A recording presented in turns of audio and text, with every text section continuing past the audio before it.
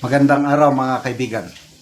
Bigyan natin ng reaksyon, opinion, itong post ng Chinese Embassy. So, baka tawagin na naman tayo ni Ronald Llamas na China Tours at China traitors daw. Tayong mga nagpapahayag ng pag-unawa sa China. May stand sa West Philippine Sea, paglaban natin yon. Huwag tayong papayag na kunin ng China yung mga teritoryo natin doon. Kaya lang, ibang usapin naman, yung overall relationship natin ng China, hindi yung West Philippines lang, ang dami pa nating pwedeng mapag-usapan with China. OFWs, trade, anybody. So, ito, rumesbak ang Chinese Embassy sa birada na naman ni law expert Senate President Soto. Ito, unahin natin yung pahayag ni SP Soto na nag-react na naman ang Chinese Embassy. Sabi niya, Ji Lingpin, to yung Chinese spokesperson or deputy ba, is claiming that we are intimidating Chinese diplomats, yet he continues to speak disrespectfully against us and calling the Senate resolution a mere political stunt.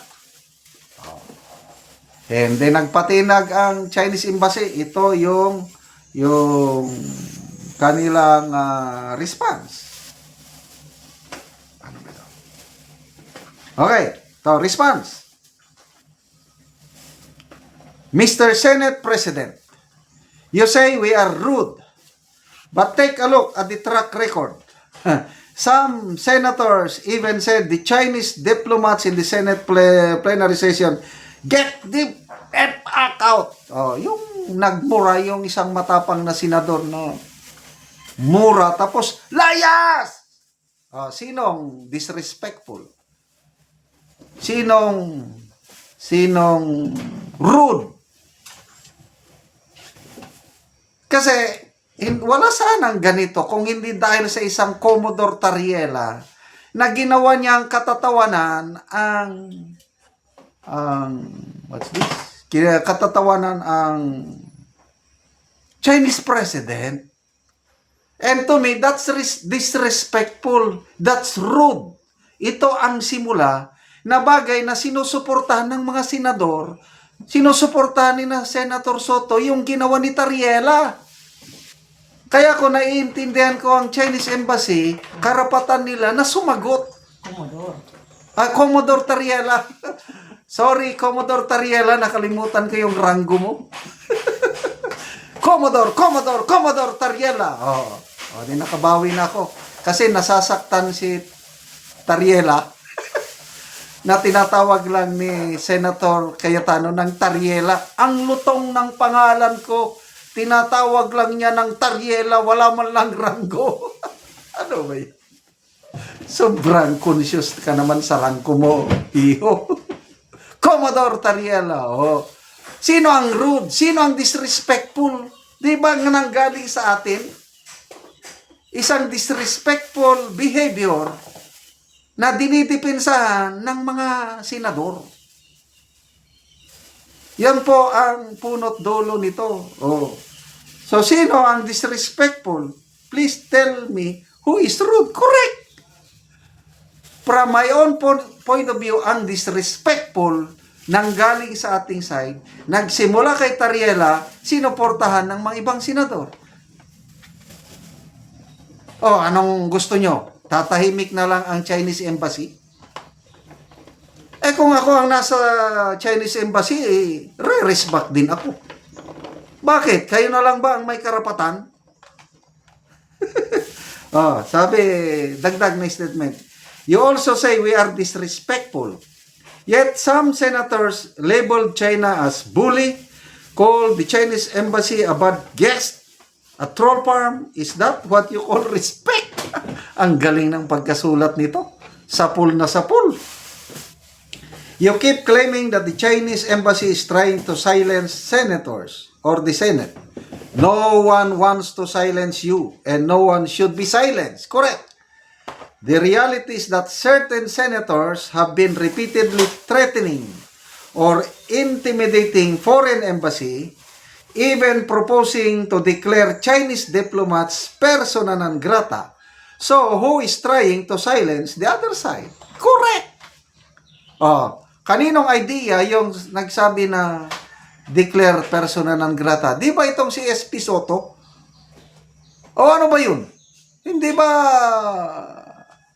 pakikipag ano na yun? Bangayan? Na kaninong trabaho yan? It should be the Department of Foreign Affairs only. Oh, di nasupalpal kayo dahil sabi ng Pangulo, no way! No persona non grata. O, sinong napahiya? Mga senador nating matatapang. Kaala mo, nasubukan na ba nitong mga senador ang nakipaggyera? I don't think so.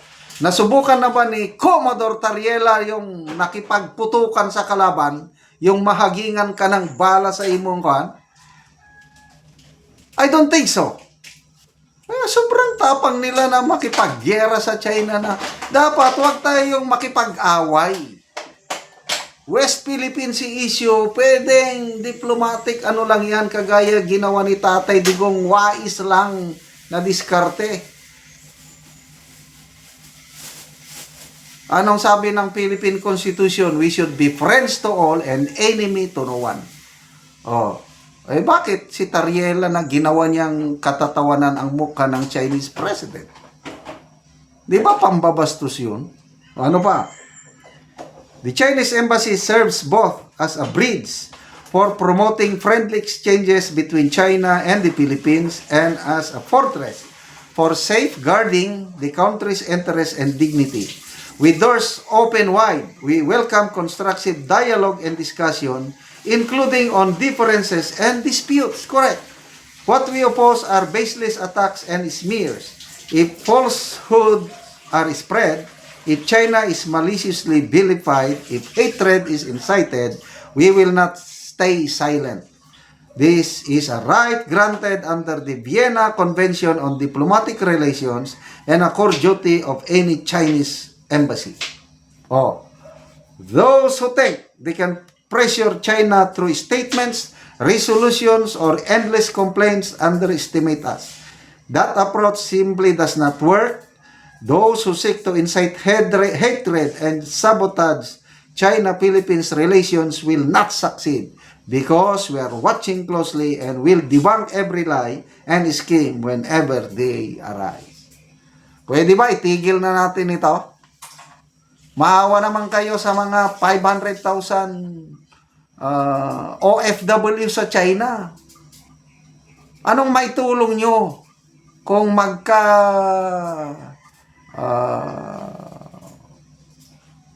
yung relasyon talagang masisira dahil sa inyong mga pinagsasabi?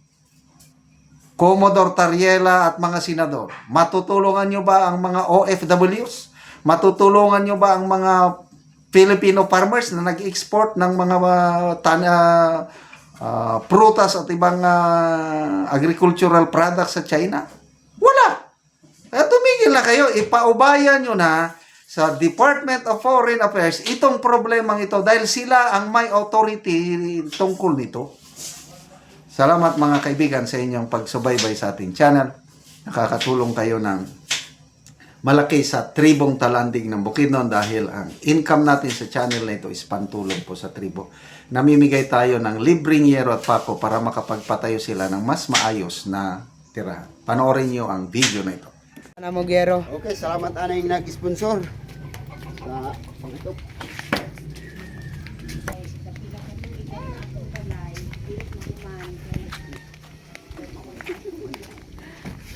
Okay, nakabot na dira.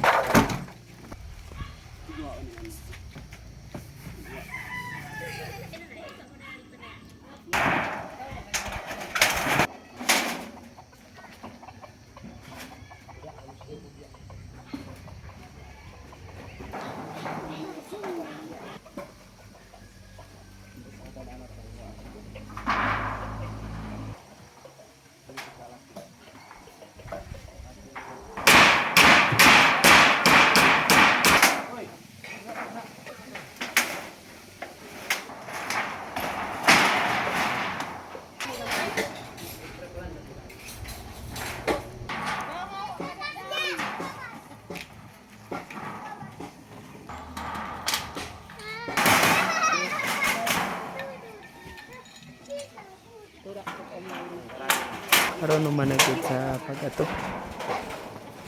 Hindot na gid nga tanawon. sa nag-sponsor ani Sin